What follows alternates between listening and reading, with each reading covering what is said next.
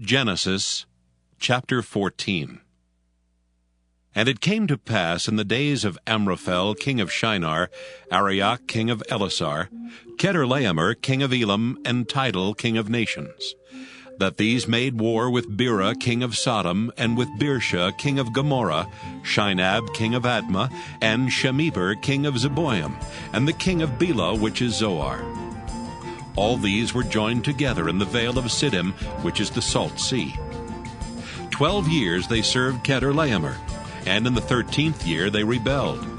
And in the 14th year came Chedorlaomer and the kings that were with him, and smote the Rephaims in Ashtaroth Karnaim, and the Zuzims in Ham, and the Emims in Sheva Kiriathaim, and the Horites in the Mount Seir unto El Paran, which is by the wilderness. And they returned and came to En-Mishpat, which is Kadesh, and smote all the country of the Amalekites, and also the Amorites that dwelt in Hazazon Tamar. And there went out the king of Sodom, and the king of Gomorrah, and the king of Admah, and the king of Zeboim, and the king of Bela, the same as Zoar. And they joined battle with them in the vale of Siddim. With Chedorlaomer the king of Elam, and with Tidal king of nations, and Amraphel king of Shinar, and Arioch king of Elasar, 4 kings with 5. And the vale of Siddim was full of slime pits, and the kings of Sodom and Gomorrah fled and fell there, and they that remained fled to the mountain. And they took all the goods of Sodom and Gomorrah, and all their victuals, and went their way. And they took Lot, Abram's brother's son, who dwelt in Sodom, and his goods, and departed. And there came one that had escaped, and told Abram the Hebrew, for he dwelt in the plain of Mamre, the Amorite brother of Eshcol, and brother of Aner, and these were confederate with Abram. And when Abram heard that his brother was taken captive, he armed his trained servants, born in his own house, 318, and pursued them into Dan. And he divided himself against them, he and his servants, by night, and smote them, and pursued them into Hobah, which is on the left hand of Damascus.